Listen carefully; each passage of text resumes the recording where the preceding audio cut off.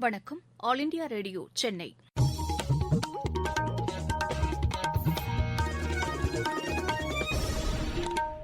மாநிலச் செய்திகள் வாசிப்பவர் வடிவழகி கபிலன். தலைப்புச் செய்திகள்: தமிழகத்தில் ஒரே கட்டமாக தேர்தல் நடத்த அரசியல் கட்சிகள் கோரிக்கை விடுத்துள்ளதாக தேர்தல் ஆணையத்தின் தலைமைச் செயலர் திரு உமேஷ் சின்ஹா தெரிவித்துள்ளார். பிரதமரின் ஊரக வீட்டு வசதி திட்டத்தின் கீழ் ஒதுக்கீடு பெற்றவர்களுக்கு உதவுவதற்காக மாநில அரசு கூடுதலாக 1805 கோடி ரூபாய் ஒதுக்கீடு செய்யும் என்று முதலமைச்சர் திரு எடப்பாடி பழனிசாமி தெரிவித்துள்ளார். தரமான அறிவியல் கல்வியை அளிக்கும் நாடாக இந்தியாவை உயர்த்துவதை இலக்காக கொண்டு செயல்பட வேண்டும் என்று பிரதமர் திரு நரேந்திர மோடி வலியுறுத்தியுள்ளார். தமிழகத்தில் புதிய வகை கோவிட்-19 தொற்று வராமல் இருக்க அனைத்து முன்னெச்சரிக்கை நடவடிக்கைகளும் எடுக்கப்பட்டுள்ளதாக மாநில மக்கள் நல்வாழ்வுத்துறை முதன்மைச் செயலர் டாக்டர் ராதாகிருஷ்ணன் தெரிவித்துள்ளார்.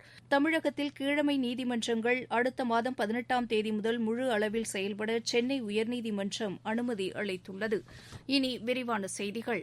தமிழகத்தில் ஒரே கட்டமாக தேர்தலை நடத்த வேண்டும் என்று பெரும்பாலான கட்சிகள் கேட்டுக் கொண்டிருப்பதாக தேர்தல் ஆணையத்தின் தலைமைச் செயலர் திரு உமேஷ் சின்ஹா தெரிவித்துள்ளார். சென்னையில் கடந்த 2 நாட்களாக அங்கீகரிக்கப்பட்ட அரசியல் கட்சிகளின் பிரதிநிதிகள், மாவட்ட ஆட்சியர்கள், காவல்துறை அதிகாரிகள் ஆகியோரிடம் ஆலோசனை நடத்திய பின் இன்று செய்தியாளர்களிடம் பேசிய திரு சின்ஹா, தேர்தல் தேதி குறித்து ஆலோசனை நடத்தப்பட்டு வருவதாகவும் தெரிவித்தார். தற்போதைய சூழ்நிலை உள்ளிட்ட பல்வேறு அம்சங்களை தலைமை தேர்தல் ஆணையருடன் ஆலோசித்த பிறகு தேர்தல் தேதி அறிவிக்கப்படும் என்றும் அவர் தெரிவித்தார்.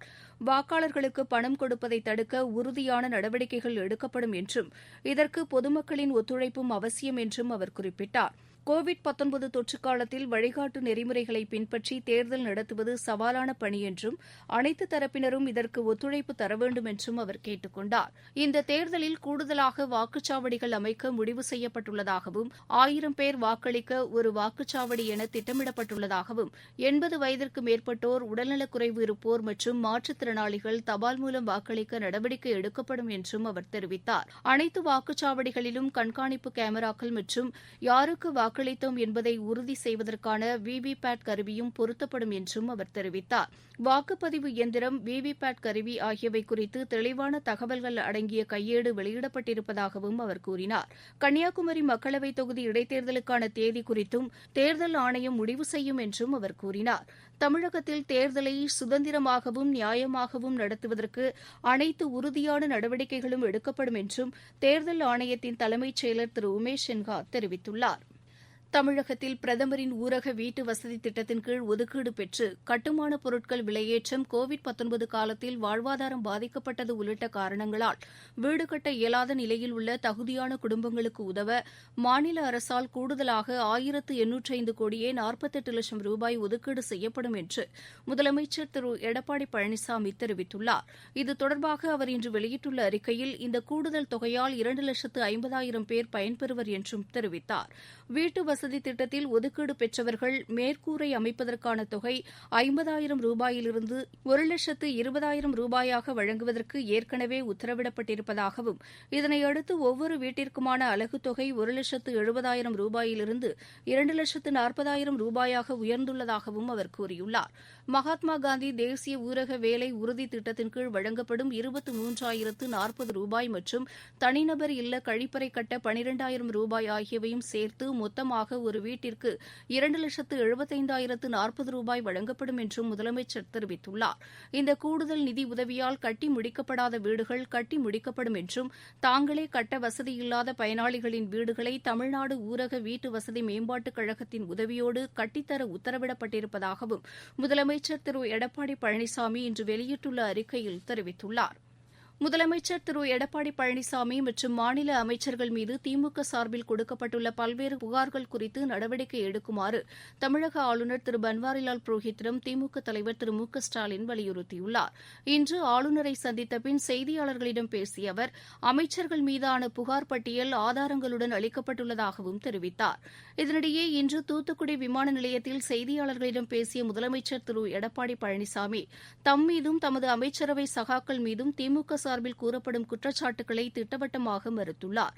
தேர்தல் நேரத்தில் இதுபோன்ற குற்றச்சாட்டுக்களை முன்வைத்து அரசியல் ஆதாயம் தேட திமுக முற்படுவதாக அவர் கூறினார். அஇஅதிமுக அமைச்சர்கள் மீது நீதிமன்றத்தில் எந்தவொரு ஊழல் புகாரும் நிலுவையில் இல்லை என்று அவர் கூறினார். ஏழை எளிய மக்களின் பொருளாதார சூழ்நிலையை கருதியே பொங்கல் பரிசாக இவ்வாண்டு 2500 ரூபாய் வழங்கப்படுவதாகவும் முதலமைச்சர் திரு எடப்பாடி பழனிசாமி கூறினார்.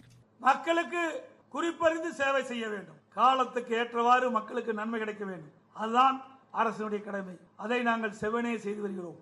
ஆனால் எதிர்க்கட்சி தலைவர் நான் வருகின்ற பொழுது ஊடகத்திலையும் ட்விட்டர்ல போட்டிருக்காராம், பொங்கல் பரிசு அறிவித்தது சுயநலம்னு. எங்க இது என்ன சுயநலமா? போன வருஷம் 1000 ரூபாய் கொடுத்தோம், அன்னைக்கு நல்லா இருந்தோம். இப்ப கொரோனாவால் பாதிக்கப்பட்டிருக்கிறோம், புயல் கனமழையால் பாதிக்கப்பட்டிருக்காங்க மக்கள். ஏழை மக்களுக்கு கொடுப்பதை யார் தடுத்து நிறுத்துகிறாரோ அவர் என்றைக்கும் என்ற சரித்திரம் கிடையாது. நாங்கள் ஏழை மக்களை பார்க்கின்றோம், ஏழை மக்களுடைய எண்ணங்களை நிறைவேற்ற வேண்டும், அதற்காக இந்த திட்டத்தை அறிவித்திருக்கின்றோம். நீங்கள் கேட்டுக்கொண்டிருப்பது ஆல் இண்டியா ரேடியோவின் மாநில செய்தி அறிக்கை. கோவிட்-19 எதிரான போரில் நமக்கான 3 கவசங்கள். முகக்கவசம் அணிவோம், தனிநபர் இடைவெளியை கடைபிடிப்போம், கை மற்றும் முக சுத்தம் பராமரிப்போம். அறிவியல் தொழில்நுட்பம், புதிய கண்டுபிடிப்புகள் ஆகியவற்றில் இந்தியா வளமையான பாரம்பரியத்தை கொண்டிருப்பதாக பிரதமர் திரு நரேந்திர மோடி கூறியுள்ளார். இந்திய சர்வதேச அறிவியல் விழாவில் இன்று காணொலி மூலம் உரையாற்றிய பிரதமர், உலகளாவிய பல்வேறு விஞ்ஞான பிரச்சினைகளுக்கு நம் நாட்டின் தொழில்துறையினர் தீர்வு கண்டிருப்பதாக கூறினார். சுற்றுச்சூழல் குறித்த ஆராய்ச்சிப் பணிகளை மேம்படுத்தவும் ஊக்குவிக்கவும் மத்திய அரசு தேவையான உதவிகளை செய்ய தயாராக இருப்பதாகவும் அவர் கூறினார். விண்வெளித்துறையில் மட்டுமின்றி ஆழ்கடல் ஆராய்ச்சியிலும் நம் விஞ்ஞானிகள் சாதனை படைத்துள்ளதாக பிரதமர் தெரிவித்தார். தரமான, நம்பகமான அறிவியல் கல்வியை அளிக்கும் நாடாக இந்தியாவை மேம்படுத்துவதை இலக்காக கொண்டு நாம் முயற்சி எடுக்க வேண்டும் என்றும் அவர் கூறினார். நமது அறிவியல் கண்டுபிடிப்புகளை உலக சமுதாயத்தினரோடு பகிர்ந்து கொள்வது மட்டுமின்றி உலக தரத்திற்கு ஏற்ப நம்மை உயர்த்திக் கொள்ளவும், நாட்டிற்கு தேவையான புதிய கண்டுபிடிப்புகளை அவர்களிடமிருந்து பெற்றுத்தரவும் முயற்சி மேற்கொள்ள வேண்டும் என்றும் பிரதமர் திரு நரேந்திர மோடி கேட்டுக் கொண்டார். இங்கிலாந்திலிருந்து சென்னை வந்த ஒருவருக்கு கோவிட்-19 தொற்று உறுதி செய்யப்பட்டுள்ளதாக மாநில மக்கள் நல்வாழ்வுத்துறை முதன்மைச் செயலர் டாக்டர் ராதாகிருஷ்ணன் தெரிவித்துள்ளார். சென்னையில் இன்று செய்தியாளர்களிடம் பேசிய அவர், சென்னைக்கு கடந்த 10 நாட்களாக வெளிநாட்டிலிருந்து வந்தவர்களின் விவரங்கள் சேகரிக்கப்பட்டு வருவதாக கூறினார். இங்கிலாந்திலிருந்து மற்ற நாடுகளை கடந்து சென்னை வந்தவர்களுக்கும் பரிசோதனை செய்யப்படும் என்று அவர் கூறினார். இங்கிலாந்திலிருந்து வந்துள்ளவர்கள் அனைவரும் தனிமைப்படுத்தப்பட்ட பின்னரே வெளியில் வர அனுமதிக்கப்படுவார்கள் என்று அவர் தெரிவித்தார். கோவிட்-19 தொற்றால் பாதிக்கப்பட்ட லண்டன் பயணியின் மாதிரிகள் அடுத்த கட்ட ஆய்வுக்கு எடுத்துச் செல்லப்பட்டு புதிய வகை வைரஸ் தொற்று உள்ளதா என்று உறுதி செய்யப்படும் என்றும் அவர் கூறினார். தமிழகத்தில் புதிய வகை வைரஸ் தொற்று வராமல் இருக்க அனைத்து பாதுகாப்பு முன்னெச்சரிக்கை நடவடிக்கைகளும் எடுக்கப்பட்டுள்ளதாகவும் திரு ராதாகிருஷ்ணன் தெரிவித்தார். நைட்டு தான் எடுத்து பாசிட்டிவ் வந்திருக்குங்க. இன்னைக்கு கார்த்தால் நேரத்தில் அதை அனுப்புவோம். இப்போ இந்த நபரையும் நம்ம ஏற்கனவே தனிமையில் தான் இருக்காரு, அவரை ஆஸ்பத்திரி தனிமைக்கு கொண்டு வந்து ட்ரீட் பண்ணுவோம். இந்த ஃப்ளைட்டில் சென்று இருந்தவர்கள் ஏதாவது அவங்களுக்கு சிம்டம் இருந்தால் பார்க்கணும். நாங்களும் அந்த டிராவலோட அந்த ரெக்கார்டு எடுத்து பார்ப்போம். கடந்த 10 நாளில் இருக்கிற யூகே டிராவலர்ஸையும் நாங்கள் சிம்டம்க்கு பார்ப்போம். எல்லாமே யூகேலேருந்து வரக்கூடிய ஆர்டிபிசிஆர் நெகட்டிவ் பேசஞ்சர் தான் வராங்க. 2 முறை நெகட்டிவ் வந்தால் கூட அந்த ஆர்டிபிசிஆர் நெகட்டிவ் தான் தமிழ்நாடே உள்ள பர்மிட் பண்ணுறது. அப்படி இருந்தும் யூகே ஸ்ட்ரெயின் வந்துவிடக்கூடாதுங்கிறதுனால அவங்கள மீண்டும் டெஸ்ட் பண்ணோம். மாணவர்களிடமிருந்து அரசு நிர்ணயித்த கட்டணத்திற்கும் கூடுதலாக வசூலித்த பள்ளிகள் உடனடியாக அந்த கூடுதல் தொகையை மாணவர்களிடம் திருப்பி அளிக்க வேண்டும் என அறிவுறுத்தப்பட்டுள்ளதாக பள்ளிக்கல்வித்துறை அமைச்சர் திரு செங்கோட்டையன் தெரிவித்துள்ளார். ஈரோட்டில் இன்று செய்தியாளர்களிடம் பேசிய அவர், பள்ளிகள் திறப்பு குறித்து கல்வியாளர்கள், பெற்றோர் ஆகியோரின் கருத்துக்களை ஆய்வு செய்து முதலமைச்சர் முடிவு எடுப்பார் என்றும் தெரிவித்தார். கோவிட்-19 தாக்கம் குறைந்ததை அடுத்து தமிழ்நாடு மற்றும் புதுச்சேரியில் உள்ள கீழமை நீதிமன்றங்களை வரும் ஜனவரி 18ஆம் தேதி முதல் முழு அளவில் செயல்பட அனுமதிப்பது என சென்னை உயர்நீதிமன்றம் தீர்மானித்துள்ளது. கோவிட்-19 பரவல் காரணமாக கடந்த மார்ச் மாதம் முதல் தமிழகத்தில் உள்ள அனைத்து நீதிமன்றங்களும் மூடப்பட்டு காணொலி காட்சி மூலம் அவசர வழக்குகள் விசாரணைக்கு எடுத்துக் கொள்ளப்பட்டன. தொற்று பரவல் குறைந்து வந்ததை அடுத்து கீழமை நீதிமன்றங்களில் நேரடி விசாரணைக்கும் அனுமதி வழங்கப்பட்டது. இந்நிலையில் சென்னை உயர்நீதிமன்ற மூத்த நீதிபதிகள் அடங்கிய நிர்வாகக்குழு கூட்டத்தில் தமிழ்நாடு மற்றும் புதுச்சேரியில் உள்ள அனைத்து கீழமை நீதிமன்றங்களையும் வரும் ஜனவரி 18ஆம் தேதி முதல் முழு அளவில் செயல்பட அனுமதிப்பது என தீர்மானிக்கப்பட்டுள்ளது. மாவட்டச் செய்திகள். தூத்துக்குடி அரசு மருத்துவக் கல்லூரி மருத்துவமனையில் புதிய திரவ ஆக்ஸிஜன் கொள்கலன் செயல்பாட்டை மாநில அமைச்சர் திரு கடம்பூர் ராஜு இன்று தொடங்கி வைத்தார். நீலகிரி மாவட்டத்தில் 28 அம்மா மினி கிளினிக்குகள் தொடங்கப்படும் என்று மாவட்ட ஆட்சியர் திருமதி இன்னசென்ட் திவ்யா தெரிவித்துள்ளார். விளையாட்டுச் செய்தி.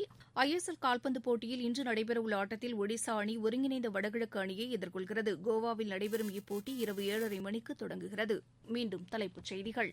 தமிழகத்தில் ஒரே கட்டமாக தேர்தல் நடத்த அரசியல் கட்சிகள் கோரிக்கை விடுத்துள்ளதாக செய்யப்பட்டுள்ளதாக தேர்தல் ஆணையத்தின் தலைமைச் செயலர் திரு உமேஷ் சின்ஹா தெரிவித்துள்ளார். பிரதமரின் ஊரக வீட்டு வசதி திட்டத்தின் கீழ் ஒதுக்கீடு பெற்றவர்களுக்கு உதவுவதற்காக மாநில அரசு கூடுதலாக 1805 கோடி ரூபாய் ஒதுக்கீடு செய்யும் என்று முதலமைச்சர் திரு எடப்பாடி பழனிசாமி தெரிவித்துள்ளார். தரமான அறிவியல் கல்வியை அளிக்கும் நாடாக இந்தியாவை உயர்த்துவதை இலக்காக கொண்டு செயல்பட வேண்டும் என்று பிரதமர் திரு நரேந்திர மோடி வலியுறுத்தியுள்ளார். தமிழகத்தில் புதிய வகை கோவிட்-19 தொற்று வராமல் இருக்க அனைத்து முன்னெச்சரிக்கை நடவடிக்கைகளும் எடுக்கப்பட்டுள்ளதாக மாநில மக்கள் நல்வாழ்வுத்துறை முதன்மைச் செயலர் டாக்டர் ராதாகிருஷ்ணன் தெரிவித்துள்ளார். தமிழகத்தில் கீழமை நீதிமன்றங்கள் அடுத்த மாதம் 18ஆம் தேதி முதல் முழு அளவில் செயல்பட சென்னை உயர்நீதிமன்றம் அனுமதி அளித்துள்ளது. இத்துடன் இந்த செய்தியறிக்கை நிறைவு பெற்றது.